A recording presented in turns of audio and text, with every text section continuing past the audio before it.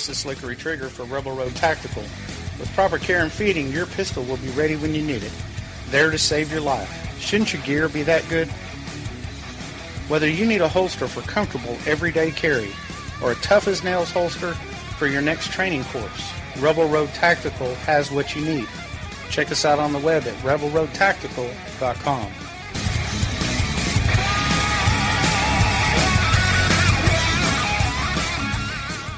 Is debt beating you down?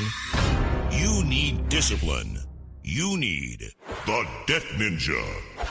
If you've been caught in a financial trap and need to be set free, then you need the Debt Ninja. Want to stop those harassing collection calls, start saving thousands in interest and fees, and get out of debt fast? Then you need to call the Debt Ninja.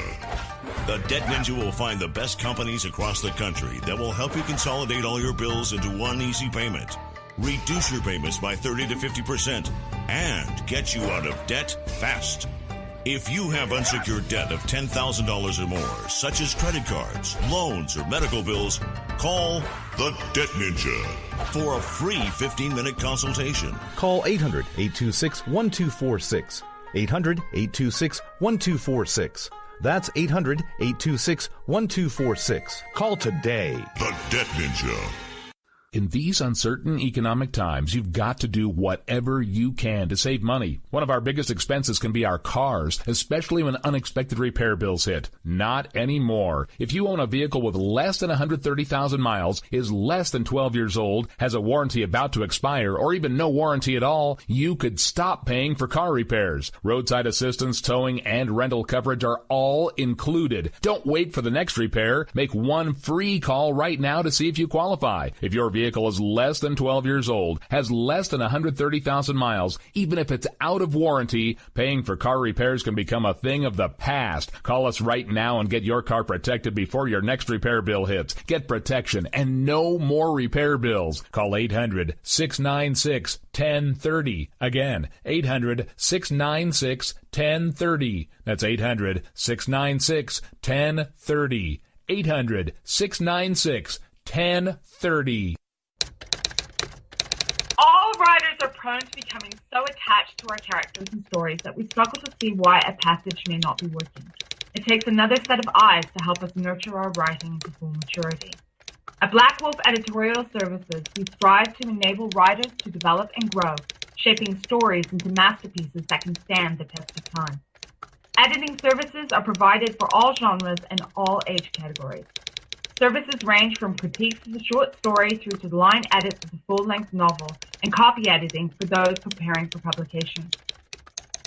We also offer assistance on generating a writer's bio for your websites, as well as help with those book blurbs and promotional material. We won't abandon you to the masses. We want to celebrate with you and your successes. Black Wolf Editorial Services, nurturing your writing into maturity. For a full list of services and prices, visit us at blackwolfeditorial.com. You're listening to the Spark Radio Network, internet radio like you've never heard before. Innovation, creativity, and imagination are all said to begin with a spark. So fasten your seatbelt and take the ride of your life and listen for the spark. You are listening to KLRN Radio, where liberty and reason still reign. Sometimes we need to slow down and remember the simple pleasures in life.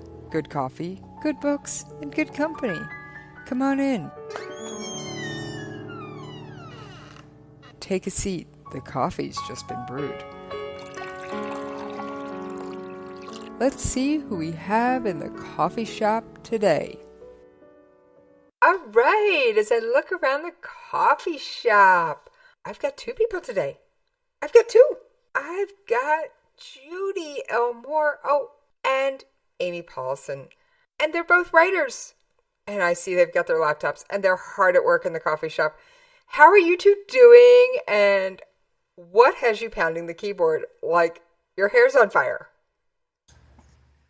I don't know if I'm with the hair on fire or not, but we're getting ready for Nanowrimo. For those who don't know, NaNoWriMo. It stands for the National Novel Writers Month, and it's an international event where those that sign themselves to writing 50,000 words of a novel within the span of 1st November to the 30th of November. So this is going to be fun. Okay, wait a minute. 50,000 words, 30 days. Yep. Have you lost your mind? Nope. Yes, she has, but that's not why. Okay. Okay, you're talking to someone who I write tweets. I tried NaNoWrimo. I've never done well. I'm toying with the idea of trying it again this year, but don't count on it. And I barely usually get past the 20,000 mark. Yeah, well, I mean, you've described to us the size of your show prep. I think probably it's a matter of choosing one or the other. Like, to do NaNoWrimo, you do have to cull some of the other stuff. You know, there's only so much time in a month, in a day. And, yeah, it does take time, but it gets... there are some days where you can get quite a lot of words done in quite a short period of time once you've gotten to the habit of writing every day. Like, if you sit down at your desk at the same time every day, you will, you know, you might be like, I have no idea what I'm going to write until you sit down and start typing. And then it's like you step out and the bridge appears, you know, you show up at the desk and the muse appears. And not every day, but once you are in that habit, it does get easier and more efficient. Yeah. Well, I will say my show prep, as involved as it may sound, it used to take me 3 hours of everybody leave me alone to prep for a 1 hour show. Now, the hardest part is getting the audio clips ready, and that takes about 30 to 40 minutes. And the rest of it I can have done in another 30 to 40 minutes. So I'm down to about an hour 20. Yeah, okay. Well, I mean, at a good hour of writing, once I'm like in flow, just to sound like a total hippie, I can probably write 1,000 words. But... I'm a planner, so I tend to have a pretty good idea of where I'm going in my story. I tend to have not every scene planned out, but I tend to have an ending pretty clear in my head, and then I tend to have a bunch of obstacles, things that are going to get in the way and cause conflict. So when I get stuck, I tend to just try and jump ahead to the next spanner in the works, and that usually gives me material. So I'm not, when I arrive at the page, I'm not sort of going, what shall I write about today? And starting from scratch, I've already got a character who's usually in a big pile of trouble already, and people who don't like each other or disagree about stuff. I mean, they have plenty to say to one another because they're angry or they're confused or, you know, and it's not too tricky. Most days. There are days where it is really, really hard, but so Judy, do you plan out all your writing too? Judy or me? Judy. Me? No, yeah. I don't. I'm the other sort of, well, not quite the other spectrum. Extreme. Yeah. The other extreme is what we call the pantser, where they literally just sit at the keyboard and they just write whatever happens to come into the mind. Doesn't even matter if it's related, and it is literally writing by the seat of the pants. And a pantser they have no clue what they're going to write or what sort of story they're going to write when they start that writing process. I will have at least an idea of where I want to go and what sort of type of story I actually want to write, because I'm a character person. I like writing with the character in mind. So I will have that character sort of sitting there and things go. But I don't actually have anything totally planned at all. I really have no clue who my characters are going to meet. I've got no idea character is going to go to that village or is going to go to the shop or where they're going to go. And I don't know if I'm going to wind up blowing up as a town or anything until I've actually done it. So no, my writing is a lot more of the pantser style than it is the plotting style. So it is a bit of a different concept. That sounds like kind of how I do my show. I know that because my regular show, not this one's my, I interview authors, and I do just kind of let these, I have no idea where they're going to take the conversation. I look through their book blurb, their bio. If I was given their book, I'll thumb through some of it, but that's about all I do, and I let them steer the conversation. With my regular show, I cover international affairs and current events. Well, I kind of know, all right, these are the major things going on outside the U.S. And I do try and stay away from U.S. politics. So you will not hear me talk about the election on my regular show. I mean, there may be a comment like, oh, well, this candidate spoke out against North Korea's recent missile launch. But, right, yeah, because it's not like the two things are mutually exclusive. I mean, a big part of the election is about how the two candidates are going to respond to international politics, or it should be.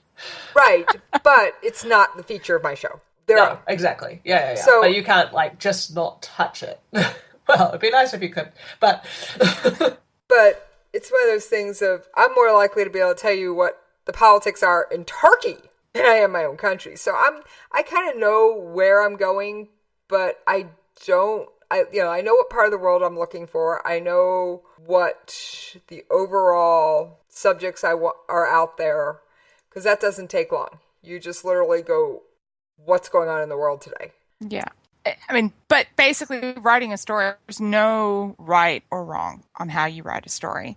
And I think that's what Nanowrimo is about. It's everybody coming in from all the different ways that you do writing. And you sort of determine exactly what's going to work for you and what's not going to work for you. And I know of some people that have actually planned out these entire novels, these bits and pieces. And then November 1st came, they started writing, and they're just like, hang on, that's not the story I had planned. Well, okay, we are just going to go with it. And they sort of discovered that they're not a plotter, they're actually a pantser. And those plotted novels that they had didn't work. But then I also know some other people on the other flip side where they decided, I'm not going to plot anything whatsoever. I'm just going to see what happens. And then they stare at the screen going, no, this isn't working. Or what they start doing when they're staring at the screen is actually planning. I mean, yeah.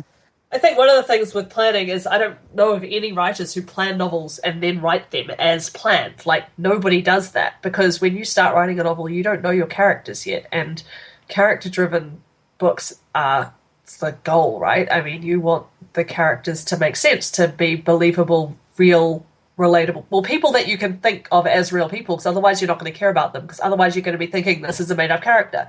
Like, you want to be so deep in that book you forget they're made up.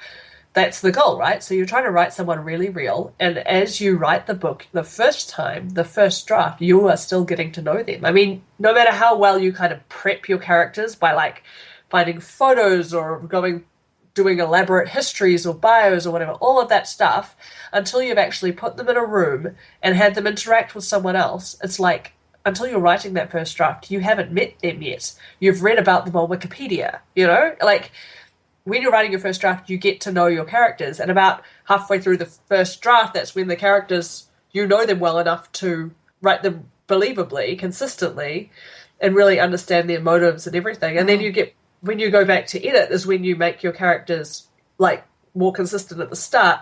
But what that means is that your plan has to have room in it for change. And often with mine, I know it doesn't usually change the outcome, but it does change how they get there.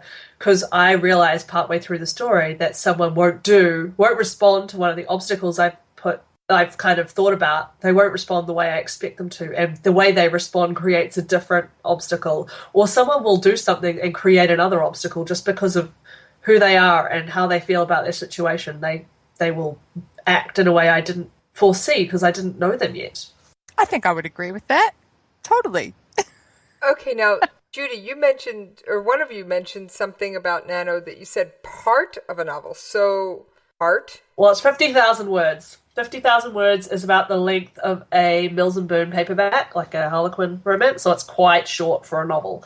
If you're writing other genres, they're almost all longer than that. Like, I mean, for a thriller or mystery or women's fiction, you're looking at like 70,000 normally, minimum, or around about that. And then for a first novel, most publishers won't even look at you if it's over 100,000 words. Obviously, Again, if you're doing high fantasy and stuff like that, they do tend to be longer. But even with fantasy, for first novels, like if you're going down the traditional publishing route, you won't get a look in if it's over 100,000 words, because that's just an awful lot of printing money to spend on someone that's not a sure thing yet. So The thing that's funny about that is it does depend on what flavor of fantasy as well. Because if you're talking about science fiction, there's a lot of variety within, but regardless of your genre, 50,000 can get away with up to 120. Yeah, 50,000 is very short. Yeah. Let's put that in real perspective. Okay, Harry Potter and the Philosopher's Stone. When in some countries it was called Harry Potter and the Sorcerer's Stone. That script or that book, the published version, is just over 74,000 words. So so even young adult books are usually longer. Okay, so, and correct me if I'm wrong, Harry Potter was a young adult book? Yeah. So middle grade books, 50,000 is usually the limit for the next reading bracket below young adult. 50,000 words would be the top of that. So if you're writing a middle grade book, it's a finished book. I often try and write the end within NaNoWrimo because there's something because of this intense kind of deadline of NaNoWrimo, it does, I do write all year round, and I write probably slightly slower than NaNoWrimo, but not dramatically different. Like, my routine in writing is not dramatically different. But in November, there is this real, there's a community around it, and there's a real push. And there's an intensity that you don't have the rest of the year. And if you get to the end of November and you haven't finished the story, even if you've hit your 50,000, if you haven't finished your story, it can be quite hard to keep going because there's kind of this feeling of you've hit the finish line. So I always try, and even if I just skip a bit, write the ending within November, which often means that I end up writing 56,000 words just because I want to get that bit done. And I often end up ending as the second everything's over, I stop, whereas in the actual finished rewritten book, there'll be another denouement, another scene after that. So Judy, do you write year round as well? Yeah, I do. I mean, as probably the listeners of KLRNRadio know, I'm such a busy person. I'm a freelance editor, so I'm doing a lot of editing. And of course, I've got my own show on the KLRNRadio, Conversations in Science. But I am a writer as well. So I try to do as much writing as I possibly can all year round. I have to admit, this last month, I haven't actually done a hell of a lot of writing, because I have been pushing myself to get all of my blog posts and everything written, all the shows for this radio station and everything just out of the way for the rest of the year. So that way, come November, I can go 100% flat tack on the new novel that I've got whizzing around in my head. And so that way I can have that story. I'm like Amy. It's not satisfying to me if I just leave it at 50,000 words. I know I'm going to be looking at something that needs to be of the longer word length. So for me, 50,000 words is like nothing. I will literally deliberately just write the story. Doesn't matter how many words there are.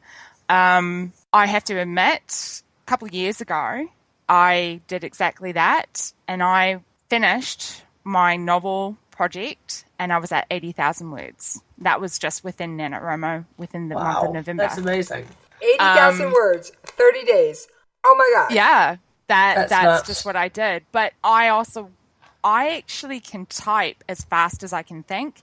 So if I can actually sort of talk it out and just sort of talk it out with somebody, and I'm literally, because I do a lot of acting when I'm writing. Well, I'm sure if anybody came in while I was actually in full writing mode, they would think I was probably completely and utterly mad, because I'm literally talking with my characters and and just carrying on, and I'm literally just typing that whole conversation. And that's why I do actually type rather than handwrite, because I can. Yeah, I can type faster than I can handwrite.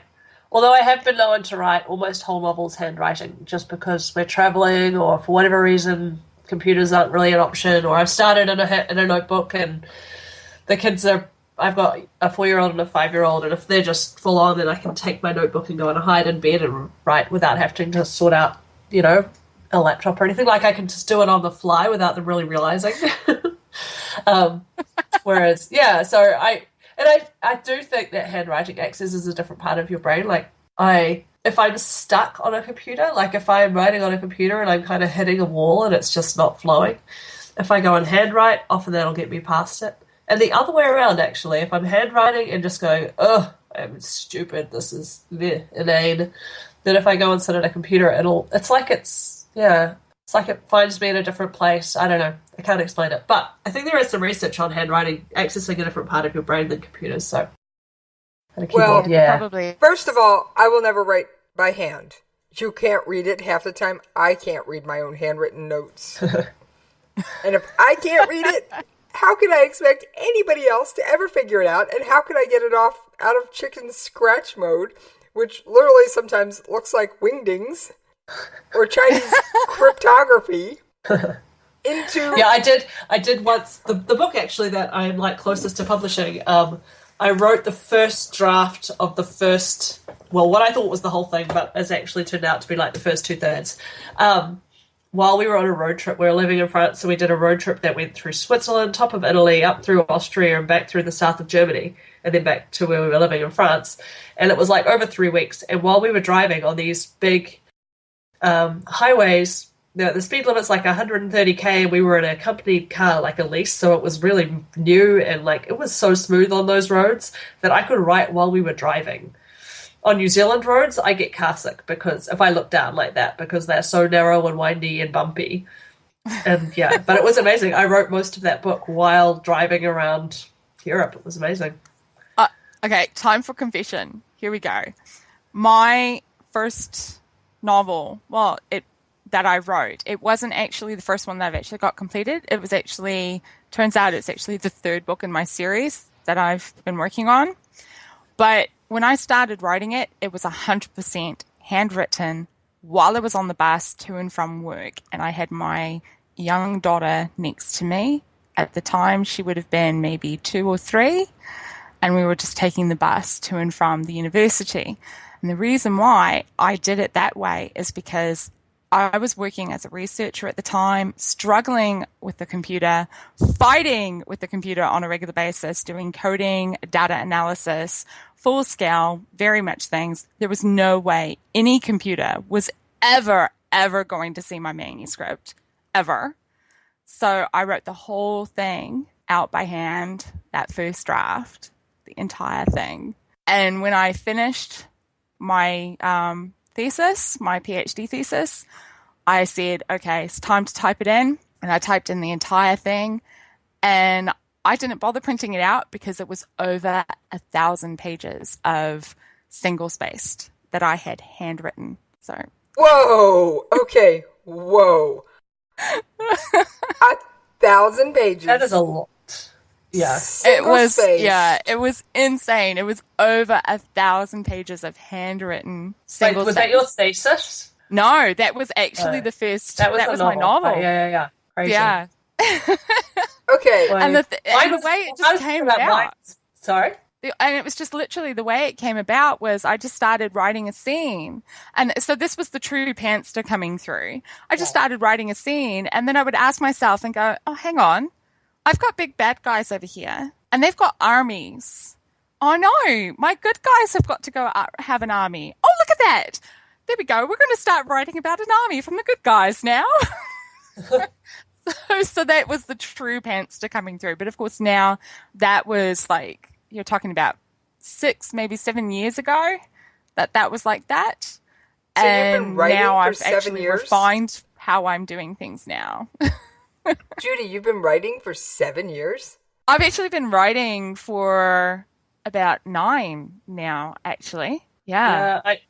I mean, I think writing every day, like properly committed as if it's my job, it's probably more like 5 or 6 for me. But I finished my first, I thought I'd finished my first novel when I was like 15. And then I typed it up and it was really short and I was gutted. But yeah, I mean, I kind of want to call that my first novel because I thought it was. There was enough story for it to be a novel. I just written really short. Yeah. Yeah. I mean, that's why Amy and I think are going to be working well.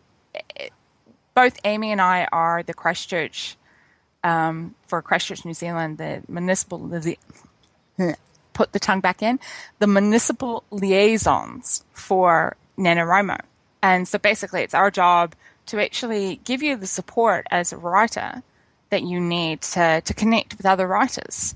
And because writing is actually quite isolatory, you can actually feel quite isolated. And Christchurch has actually got an amazing network of writers that we write so many different things. I mean, Amy's in a completely different genre than I am, but yet we both understand this whole concept about building the worlds and what it's like, what you actually need to do, the process. And so we're there to just help everybody else get that traction and just understand and where to go. And the thing that's cool about Nanowrimo is there's no commitment in the sense of that you have to publish or no, there's none of that. This is literally just you taking a personal challenge and actually writing something. Fulfilling that I think there's almost the opposite pressure that, well, from the like official NaNoWriMo thing, there's this, you get, when you finish, there's a few perks, and one of them is, I think, a discount or a free Create Space print, like you can print a copy of your book, but there is a lot of advice that says don't publish because it's your first draft. You know, after 30 days, it's not ready. You have to revise it before it's ready to publish, and probably you have to get some feedback from a reader and revise again at the very minimum. And professional editing is something I would say is absolutely essential. But that's Amy, you know what you could do? With your very first novel, you said it's not really long. Maybe you could turn it into a short story and publish that with your free Create Space coupon. Oh no! At least get it professionally printed. Was I actually have rewritten it as a novel last NaNoWriMo, but there were a couple of things from that I kept and developed it quite a lot and changed it. Yeah. So it sort of has some similar key like character elements, but I had come up with like a new version of it when I was reading over the old one, and I was like, hey, I could do this with this. I've written 9 actual manuscripts since then, none of which have been published, but a couple of them are really close, and several of which I kind of I see as just learning. But through all of that, I've learned a heap, right? Of course. And so now I look back at it and go, oh, I know what this could be, maybe. And I see potential, but I've rewritten it completely as almost something else. Other people might not even see it recognizable. But no one's going to see that first one, so it doesn't matter. Okay, so Judy, are you published or not yet? Not yet. No. Okay. And I'm like Amy. I've put myself in this. I've set my personal standard really high, and it's just me being who I am. I have to admit, I'm a perfectionist, and I look back at everything that I've done, and I realize for myself, setting that standard really high for myself has actually just made me grow and develop and become that much stronger. And it's actually led towards other opportunities that I never knew I could actually potentially do, like the freelance editing. I seem to have a knack of actually going, no, that story doesn't work because of this, and this. And so I've managed to develop and really hone those skills. And I do actually now have a manuscript that I would be more than happy to see it in print. My issue, we were talking about it before, about the word counts, that debut writers, publishers don't like word counts being too high. And that's unfortunately the situation that I found myself in, because the manuscript that I've got is 134,000 words. And for a high fantasy, if you're more than 120,000 words, you really have to have something absolutely stellar before they'll even look at you. And I'm sure my manuscript is there. I'm quite happy that it is probably stellar. I mean, hey, delusions of grandeur, why not? But I've decided that I'm just going to shelve everything to make it just that much easier, and I'm going to write a new manuscript, new set of characters that is a complete standalone, and I'm going to aim to get that. So that's my NaNoWriMo project for this year. It's a new novel, new everything, new set of characters, standalone, not a series. Yeah, I think you have to be quite aware of the industry when you're going out. I mean, or prepared for quite a bit of rejection. I mean, I don't think I was very aware of the industry when I started submitting to literary agents. But of course, you know, I had a lot to learn. And it was my 8th manuscript out of 9, which doesn't include that first one because really it wasn't long enough to count as a novel. But yeah, the 8th one is the one that found me a literary agent. And that one was 96,000 words. I was asked by a publisher to revise it and cut 10,000. And once she'd sort of said what kinds of things she was looking for, I actually ended up cutting 13,000. And then the literary agent wanted to see another 10,000 cut. And based on her advice, ended up cutting another 13,000. Like, not on purpose. I wasn't, but that's how it happened. And yeah, so that's the other thing is if you have something that's quite long and you force yourself to shorten it so that you get in under that 100K limit, just being prepared that the publisher or the agent or both may turn around and say, I would like to see you cut another 10,000 words. And they might give you some pointers on what kinds of things to cut, which does really help. Because obviously if you've cut as much as you can yourself, it's really helpful to have someone else say, these are the kinds of things you could get rid of that wouldn't hurt the book. That's so helpful. But yeah, you have to be, if you're going to go down the traditional route, you have to be really prepared to listen to editorial advice and make changes, and you can't be precious about it. It's not your baby, you know? Like, it feels like it sometimes, but you have to be a bit savvy, a bit brutal, and know that this is an industry. There are other people involved in writing a book. If you are going the traditional route, you have to play ball with those other people. Okay, whoa. Amy, you mentioned you got a literary agent. What genre? It's women's fiction, romance, women's fiction. So it's kind of oh wow, bit of either, bit of both. It's probably going to go more down the romance path because that was if we go with the publisher we're thinking about going with. Okay, well, yeah. Amy, first of all, when you have a date that book is coming out, you have to get a publisher first. But yeah, okay. But when you get that date, I expect you back on Coffee Shop for an interview. Okay. Yeah, sure. Yeah, so I'm on the last. So at the beginning of this whole thing, you asked us what we were busy working away on at the moment, and that's what I'm doing. That's what the literary agent has said. It's the last round of fixes, which is not big things now. Although there's a couple of scenes where it's quite dramatic, but yeah. Hopefully, fingers crossed. She did say the last round after this will be ready. So hopefully she wasn't just trying to make me feel better. All right, so Judy, you mentioned that you guys try and encourage writers to actually reach that 50,000 goal mark and develop the writing habits. How do you do this? Well, there's a variety of different tricks that we will do. During November, we've got a variety of different write-ins scheduled. And these are basically where people can come in to wherever the settings are and just sit with other writers and write. Because sometimes it's that pressure of seeing somebody else writing that you go, oh, maybe I should just be writing.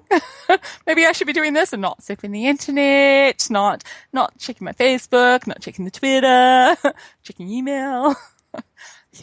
When you've got that pressure, sometimes that it just gives you that added check and balance that's there. We've also got some virtual write-ins planned, and that's going to be so much fun because we've got that one. That is a virtual chat room that we have set up and we've organized with other municipal liaisons throughout the world as well. So we've got them in the States, we've got them in California and in North Carolina. We've also got them in Australia. And then, of course, ourselves here in New Zealand. So it's going to be so much fun. And I checked into the room the other day and we had somebody from Alaska signing in. So it's literally going to be totally international. And I'm just looking so much forward to doing these virtual write-ins. It's going to be good. All right. Yeah, that is cool. You don't always disclosure. write like at the same time of day. Like sometimes you'll be writing at a time when no one else in New Zealand is awake. But, that person in Alaska is so going to be awake. Exactly. And again, it just gives you that checks and balance. It's that pressure, that peer pressure. It's good, healthy peer pressure. Well, the thing is, the person sitting opposite you isn't putting any pressure on you, of course, because they couldn't give a flying anything whether or not you are writing. Like, they don't care. But just having someone else there, it's like accountability. I mean, they can't, most of the time when I'm writing with other people, they can't even see my screen, they're on the other side of the table. I can be on Twitter. They don't know, they don't care. But the fact that I hear them writing away, and hell, I don't know, maybe they're on Twitter, but I can hear their keyboard, and it's like, oh, they're getting lots of work done. And it just makes me want to also be getting lots of work done because I'm there as a writer and I feel like a phony if I'm not writing. Whereas when I'm at home, nobody knows. Nobody can, I don't know. I don't feel the same kind of, it's not really pressure. I don't know. I don't feel the same kind of obligation to be who I claim to be when I'm in my own home. But when I'm out, when I'm with other writers, especially at like an official write-in at a library. Yeah, I mean, I do them all year round. I'm part of a group called Word by Word, based on that book by Anne Lamott. Her book is called Bird by Bird, and it's about writing, but we call our group Word by Word. And we just meet every Tuesday from 9 till midday and write at a library. Well, that's cool. That's cool. Yeah. Now, it is good. It's like a weekly thing. There's a couple of people who meet on Thursdays as well. But, and I know Judy's group, so Judy and I each kind of run separate writing groups the rest of the year round. She's the Writers Guild and mine's the Christchurch branch of the New Zealand Society of Authors. So, yeah, the Writers Guild have their own Tuesday night thing, and the Society of Authors one is during the day. But, I mean, there are other things going on in the city, but those ones are open to anyone who wants to join in, which is nice, I think. Well, I've got to say something, Amy. I do know, obviously, that your chat room's on my website. Yeah.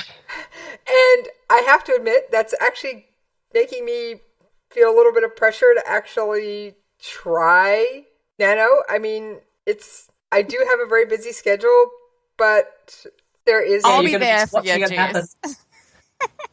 Now, I will admit, even if I'm not writing, I may pop in or out because, well, I happen to spend half my life on the web. Yeah, I mean, the thing with Nanowrimo is you don't have to do a 50,000 word novel. You can set a different goal. You can do something other than a novel. You can write a poem every day. You could write a short story every day or every week. You could do anything you want. It's a tool to be used. It's all you win at the end is the kudos. You get to say, I did Nanowrimo, and most of the world doesn't know what that is. So, don't do it for the prize. You get a certificate, and it's a PDF. It's not that crash hot, you're not doing it for the win. You're doing it for yourself. And especially if you want to write novels, the best thing you can do is write one, finish it, and then you know that you can do it. And then you go to write the next one. You're like, you don't face anywhere near the same amount of self-doubt because you've done it before. You know you can do this because you already did it. It's like doing a... walk over backwards when you're doing gymnastics when you're 8 years old. Like, you can't do it until you do it, and then you know you can do it. From now on, you can do it. Yeah. What were you saying, Judy? Well, I must have a bit of a brain fart because I actually can't remember what I was going to say. It was something about writing, Nanowrimo and the goal setting and writing. Yeah, it's basically Nanowrimo, in my mind, is not actually about 50,000 words. Yes, that is the target that the organizers have made. But in my mind, it's actually about creating a habit for writing. It's about looking at the little things that you can do every day that will help you towards writing every day. Instead of going and surfing the internet or going onto your social media all the time, well, while you're having that cup of coffee, just make some notes and start thinking about whatever bits and pieces you want to do. If you want to write poetry, then write a poem. There's just so many things that you can do that are just little habits that you can develop. I mean, they say it takes anywhere between 21 and 62, or basically about 60 days to form a habit. To develop a habit, yeah. Yeah. And there's 30 days. It is in November. So if you start on the 1st of November trying to develop a habit for writing, by the end of November, you're pretty much there. You've pretty much created that habit. And that, in my mind, is what really Nanowrimo is actually about. It's not about the word count. It's finding the little things that you can do. And if you don't write 50,000 words, it doesn't actually matter. The fact that you were writing. No penalty. Yeah. It's the fact that you were writing that's the most important thing. And you don't have to wait a whole year before you can try it again. There's a NaNoWriMo that runs in, is it April and July? Like, they're not as big. They don't get as much, you don't get, like, the cool emails from the famous authors, and you don't get quite the same community drive, but you don't have to wait a whole year to do it again. So if you, like, don't make it, if November just turns to custard, which I found out this morning that's a New Zealand saying, so what that means is if November goes badly wrong, like something interrupts the month and it's just not going to happen, don't worry. I mean, you know, my there's listeners, plenty other opportunities. If they're regular listeners to any of my other shows, either Conversations in Science or my show, or any of the interviews I've done with Judy, they've heard custard several times. Turns to custard is that's a saying that means things go awry. By the way, all right. At the library this morning about where is that a New Zealand saying or is that an English saying? Because when New Zealanders are writing books for an international audience, they have to become quite aware of whether or not their phrases are and their words are like unique New Zealand slang. Because you just confuse everybody. All right. I had just one quickly. The one I had, running around with your head cut off. You know, like a chicken. We talk about that one, and we'd say like the chook. The chook has lost its head, but of course I discovered that chook is actually an Australian slang for chicken. Oh, right. I was like, oops. Yeah, there's lots of slang that Australians and New Zealanders share, but then there are things that we do differently, and we are so aware of them. But the rest of the world thinks that we are, in fact, all one big country, so, yeah. Well, I have to admit, I have a much better grasp on geography than to think Australia and New Zealand are the same country. But I will say, all right, you two, you've talked me into it. I will try Nano again this year. It's been about 3 years. I'm sure I can. Judy and Amy bullying people into writing since 2000. Oh, yeah. All right, I will try. I make no promises because here in the States, we do have at least one massive planned interruption in the month of November. It's called Thanksgiving. Oh, wait. Yeah. Oh, also an election. But yeah, Thanksgiving. I was going to say. Actually, Thanksgiving is brilliant. Sorry, but unless you have like a massive family do, Thanksgiving is a long weekend, a week before the end of the month. Or a few days before the end of the month, which is a brilliant opportunity to like lay down an awful lot of words in a short period of time. Unless you're cooking for 25 people, like I happen to be this year. Oh, okay. Well, maybe not so much. And here, of course, it's the beginning of the exam season. So all through November, I'm a relief teacher during the year, but at the end of the year, there's no more relief work. So I do exam supervision. So the school exams start on the 10th of November and finish at the end of the month, and I'm going to be supervising exams as my paid job during the day, like every other day for that whole period.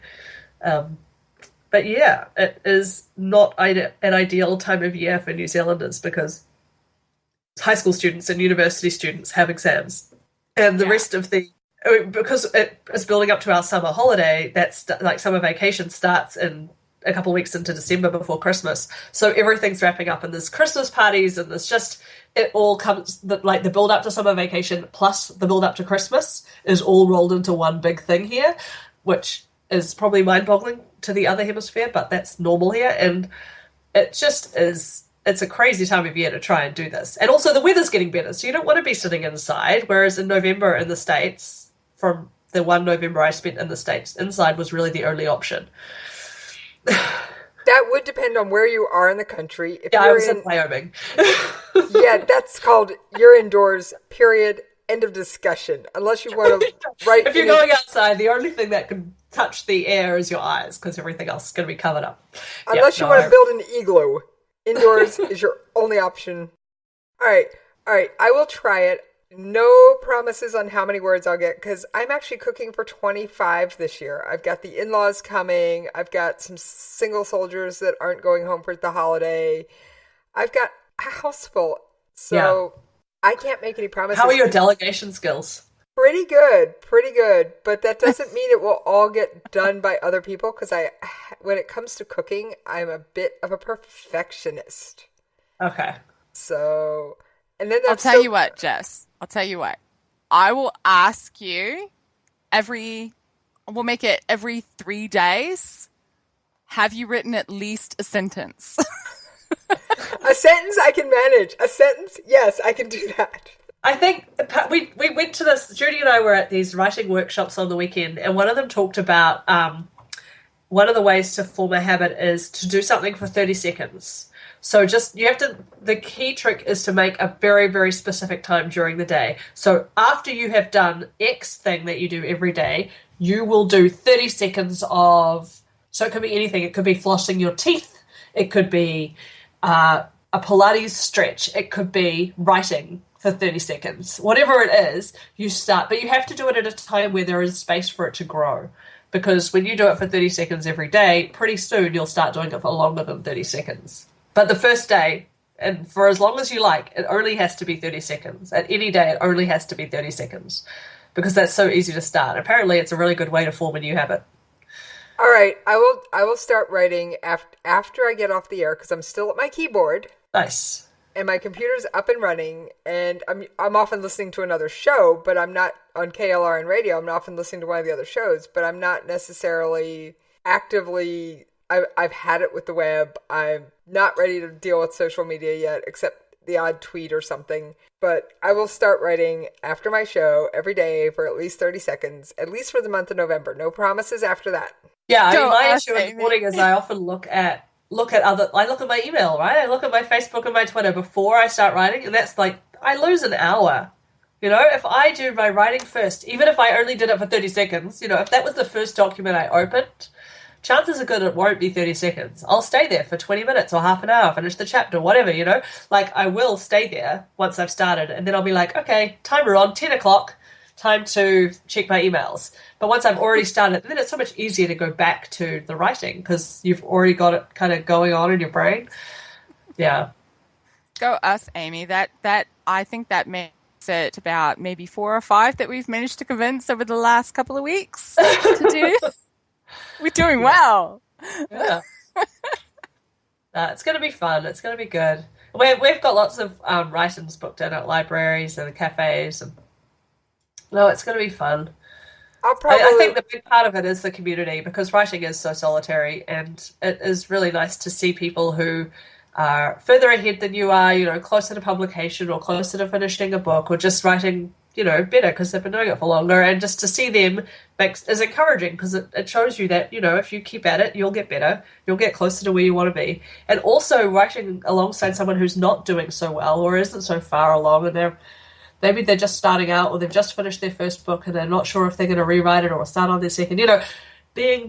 Working alongside someone who's back a bit on the journey makes you realize how far you've come. So this isn't just true of writing, of course. This is like this is true for all community. It's part of the value of community is being around people who are further along and not as far along as you are.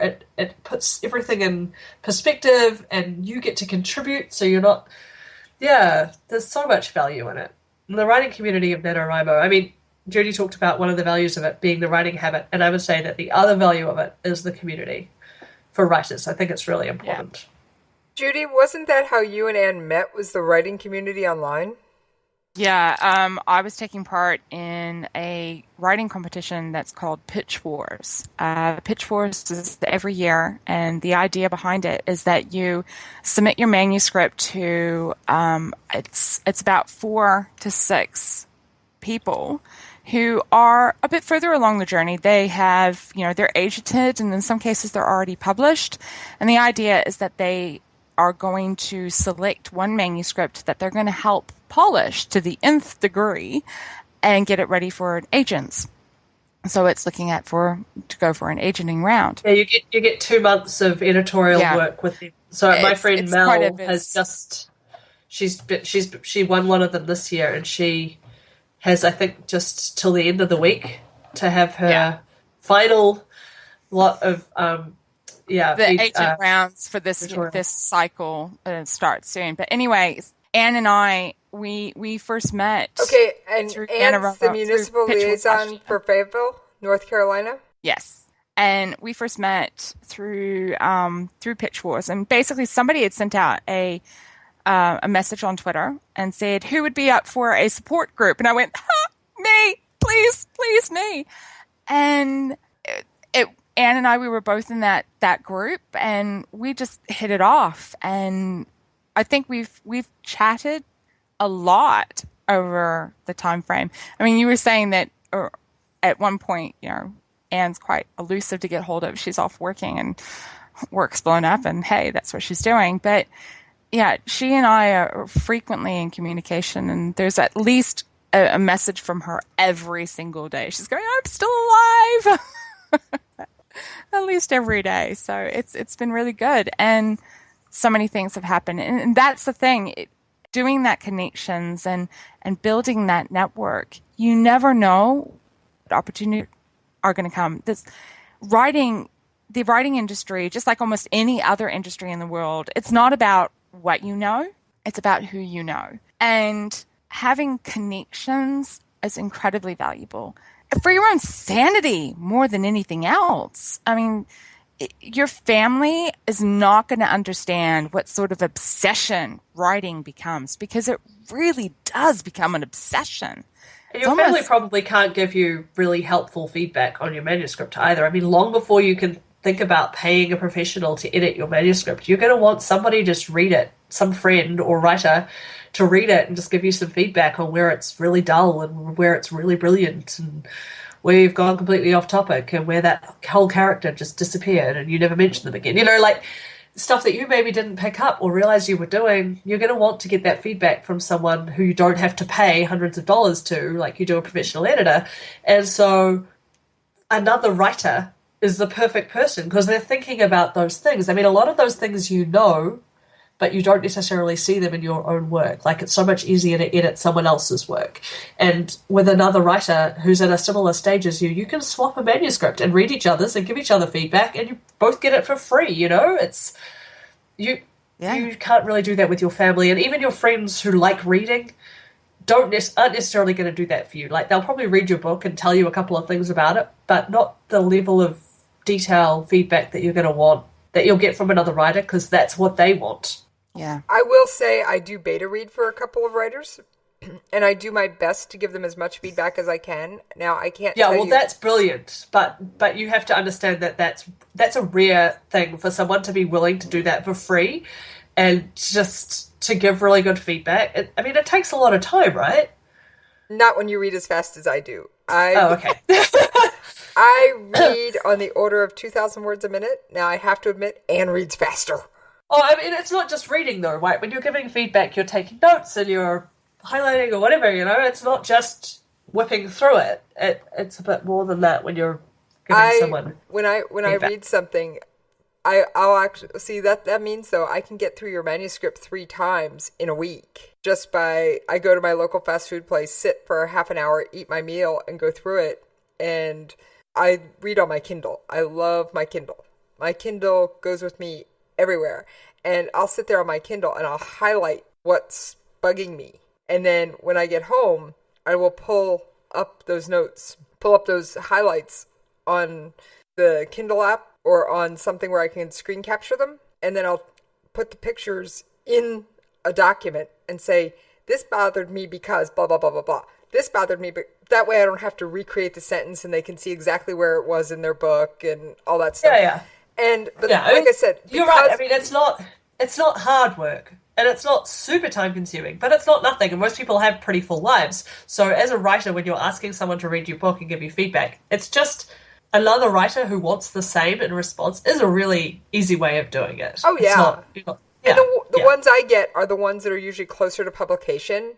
Okay. And so there's very little in the way of this They're not character rewriting this, dropped they're off just- the cliff. It's usually, this word just didn't make sense. Is there another word you could put it in its place? Because they use technical jargon little things that I didn't understand. Yeah. But that's the kind of, I usually read them when they're almost ready to be published. But I do it because I am a voracious reader. I read on the order of 2 novels a month. In addition to and that's published novels, actual professional published or indie published or whatever novels, published novels that nobody hands me and says, can you read this and tell me what you think? But occasionally I will get one that's less well developed and I'll be like, are you really thinking about publishing this? Wait a minute. Whoa. Because at the speed I read, I have to, I'm willing to suspend disbelief. But like you said in the beginning, Amy, if you're telling me that this character who is an absolute neat freak doesn't start cleaning a messy room, I'm going to go, wait a minute, what's wrong with this? Yeah, and that's an incredibly simple character trait. So it's one of those things. I mean, editing is a massive topic, and talking about NaNoWrimo is probably not the time to, just because NaNoWrimo is really not about editing. But although for some people they use it as a month of editing, like they give themselves the goal for the month rather than of writing a novel, of revising the novel. So, yeah, for some people it is a month of revising, but, yeah. The official goal is to write. Yeah. I mean, that's the sort of standard issue. But I believe that this year they've actually changed the things on the website so that you can make a different selection for your goal. Yes, they have. Yeah. They have. They've gone through and they've said you can put the badges in, and you can say, traditionally, it's starting a new manuscript, a new story, something that you've never looked at before. But this year, they've gone through and they've added in a new badge that you're going to, come November the 1st, you're going to do anything but work on a new novel. So there's a lot of different things that people can choose this year as to their options as to what they want to do. So it's pretty cool. I will say I will most likely never share my writing because I just don't have that goal to get published or anything. It's just one of those things. If I write, it'll be pure and simple to see, can I?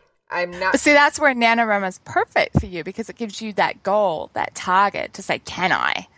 And it's great from that perspective. I do think that writing, to really pursue being a writer, it's one of those things you have to really want to do it in order to do it well.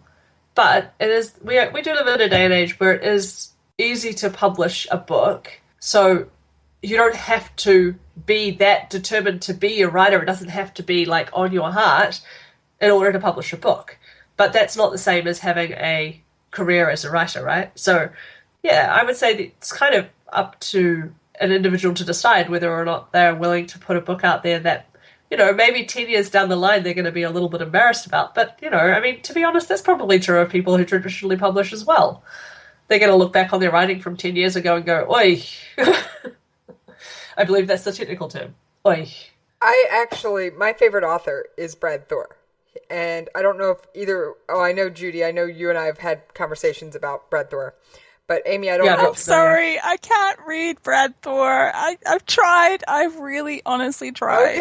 Okay. But anyway, I was actually at one of his book signings, and he often gives talks before his signings, and he was saying he can't pick up the printed version of his novel and read it because he'll find stuff he wants to change or edit. And this is after it's already been published and after it's half the time it's old. His books 99.9% of the time end up on the New York Times bestseller list. He's got multiple number ones, blah, blah, blah, blah. So he is like the epitome of writer. But if he wants to actually quote unquote read his published book, he gets the audio version. Huh. So even he can't read that published work, even from 2 or 3 years ago, without going, I want to change it. So which I thought was really interesting because you don't often get to hear that kind of those kind of comments from such I've a heard that published from a author. lot of writers, to be honest. I think it's just in any art, maybe any field, you grow and learn over time, and you look back at what you did in the past, and you go, I would do it differently now, and that's fine. I mean, that's normal. That's growth. I mean, it's a good thing, and you don't need to go back. I mean, frankly, with a book, you can go back and change it and release a new edition. And especially with digital books, that's like so incredibly easy to do. But at the same time, no one else is reading it with your eyes. You know, no one else is looking at it like that. If they liked your old books, they're going to love your new books, probably, if you're writing in the same kind of genre, the same kind of thing. If they start with your new books and they, like, I did this with Marian Keyes. American viewers may or may not have heard of Marian Keyes. She's an Irish women's fiction writer, incredibly funny, and she deals with incredibly difficult topics. But because it's women's fiction and the world we live in, it gets like pink glittery covers, but actually like alcoholism, depression, domestic abuse, she deals with all these really tricky topics, and but she does it with it's so incredibly funny. Anyway, so I read her newer books first just because of when I started reading her books, and then I went back and read her older ones, and I was like, oh wow, you've learned a lot. Your newer books are so much more like page turnery, you know, there's a word for that. But anyway, compulsive. Like, I couldn't stop reading her new books, whereas her old books, I found it much easier to put them down. And she's a brilliant writer, and if I can write as well as her old books, I'd probably be pretty happy. But of course, she's gotten better as she's gotten older. All right, so as we're wrapping up, Judy, what are your top 2 to 3 tips for someone doing NaNoWriMo this year? The top tips for someone doing NaNoWriMo. You can give a couple of them. All right. The top tips, I would say, number 1 is have a notebook handy everywhere you go. And if you're one of those that struggles to write in a notebook, then have your phone handy with a dictaphone app or something like that. Because an idea, while you're walking around and noticing, you might see something, or you may have heard the way somebody says something, and it sparks an idea, and you don't want to forget it. So I would definitely write it down. Because inspiration will strike anywhere, literally. You never know. Get that idea down so you don't lose it. The other tips I might have for somebody doing NaNoWriMo, don't be afraid to say, hi, I'm here. A lot of writers are introverts and they don't actually like socializing with other people, but the other writers in your community won't be able to support you and help you through if they don't know you exist. So you have to actually go through and say, hey, I'm here, and get past that barrier. And that might be a big barrier. That might be the goal that somebody has is to actually meet other writers. That might be their goal for the month. Do the community thing, because the community thing is just so much. You won't regret it. Yeah, I would say I would definitely recommend just aiming to get along to one write-in fairly close to the beginning of the month, like a physical write-in, because you might decide that you absolutely love them and desperately want to go to lots more. So don't wait till the last week, but try to get along to one in that first week or so, just to experience it. And then this is the other half of that tip: don't spend your time there talking. Like, actually get some writing done at a write-in and see how that goes for you. It is quite tempting, especially when they're people you haven't met before and it feels rude to kind of ignore them and write. But say hello, and then, then get to it, and, have a coffee an hour later and, say hello again. But yeah, it takes a certain amount of discipline to actually write when you're with other people, but it is really, really rewarding. So that would be one of my tips. And the other one I thought of was just to kind of think about, before we hit November, think about your life and your habits and know yourself, know what kind of rewards work for you. Is a giant bag of M&Ms and having a handful of M&Ms every 1,000 words going to help you? Or are you going to have a massive sugar crash and then you're not going to get any more work done that day? Everybody's different, and some people it'll be a different food thing. It doesn't have to be a food thing. It could be make yourself a playlist of your favorite movie soundtracks to listen to while you write, or set yourself up for success. So think about the things that are going to be obstacles for you, what's going to stop you from getting this done, and then prepare yourself to deal with that, so that you have the best chance of getting to your goal, whatever that goal is. All right, well, I actually have to tell you something about how I had to force myself. When I first started my show, it was my regular show, it was a half hour once a week. My first show probably took me 3.5 hours to prepare for. No joke. Then shortly, within 3 or 4 episodes, I'd outgrown the half hour and went to an hour. Within a month or two, I was actually doing every day, 5 days a week, my regular show. And then, but I found that I actually had to kind of reward myself for actually doing my show prep properly. So I actually did a sticker chart. I've totally done this. And so every time I would actually properly prepare for a show, I'd get a sticker on the chart. And then after I collected so many stickers, I'd get a bigger reward. Nice.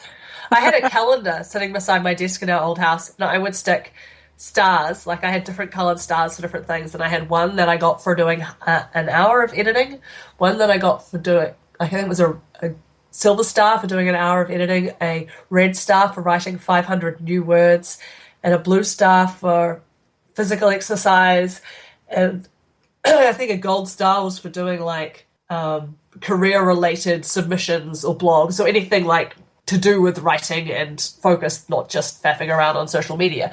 And, like, just, I guess because I'm at home, well, not all the time, but I'm at home, and it often gets to the end of the day, and I've done a lot of work, but I don't really feel like I have anything to show for it because I'm not printing every day. I'm not, getting good news every day. It doesn't always feel like I'm making progress, but it's nice to mark down, to have something to show. Oh yeah, I did actually do 2 hours of editing and I wrote 1,000 words, so that's an awesome day. Yeah, the sticker chart is not a silly idea. Plus it's pretty. They can be pretty. All right.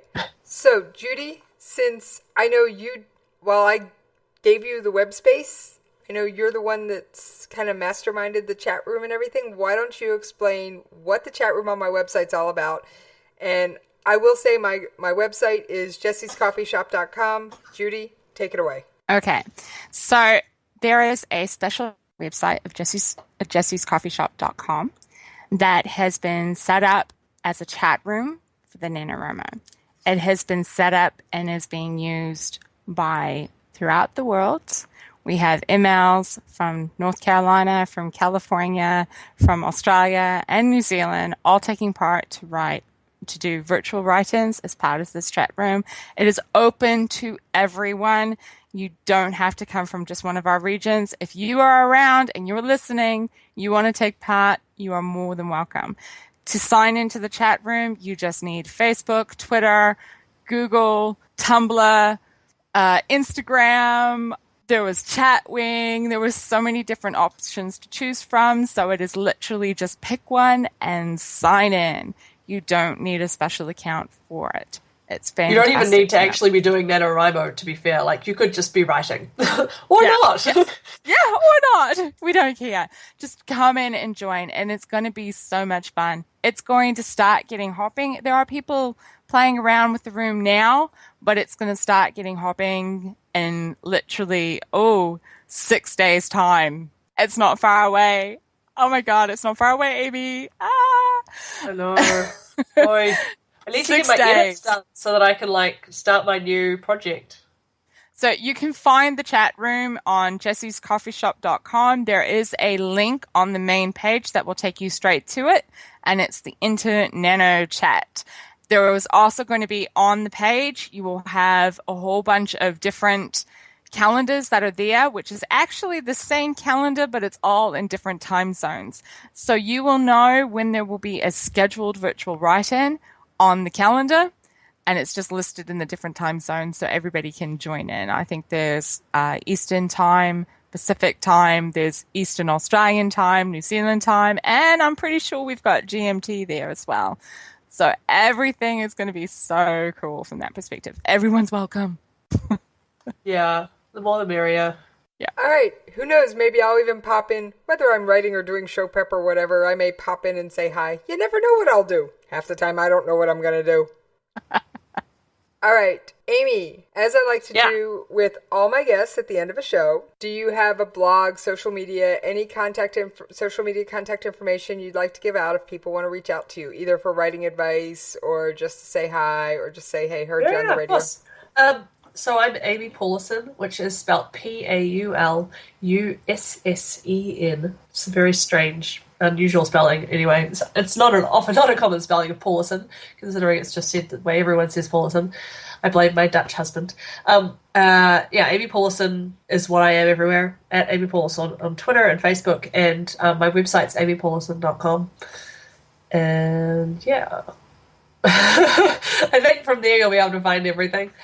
I guess the other one is if anyone wants to find the Canterbury branch of the Society of Authors, the New Zealand Society of Authors, that's nzsacanterbury.wordpress.com. Yeah, I chair that group, and we have a really good newsletter for events, writing related events going on in Canterbury, and Nanowrimo will be featured in that, of course. But there's heaps of other stuff going on in the city and slightly further afield. Yeah, so that's me. All right, Judy, you know what to do. Right, so of course my name is Judy L. Moore. You can find me on Twitter at Judy L. Moore. You can find me at Facebook, Judy L. Moore. And of course I've got my personal website, Judy L. Moore. I think people can start seeing the trend here. I am also a host of Conversations in Science on KLRNRadio, and we have our own email address. So if you are interested in sending us any ideas for the show, or you have a general question as to what you would like to know about science, then you contact us at science@KLRNRadio. And then, of course, I am also a freelance editor with Black Wolf Editorial Services. That website for that is blackwolfeditorial.com. All right, well, I thank both of you ladies for being here today. And who knows, maybe we'll catch a couple of the other MLs and have them on Coffee Shop before the end of Nano, or we can maybe even squeeze in a mid-Nano update, just a brief round, because I know you'll be too busy pounding keys. That's the hope. Just add zombies. All right, well, I thank both of you, outstanding guests. Not a problem, Jess. Thank you for having us. More than welcome. And on that note, I'm going to pour myself a cup of coffee and sit down with a good book. This is Rio of Madison Rising, and you're listening to KLRN Radio, where liberty and reason still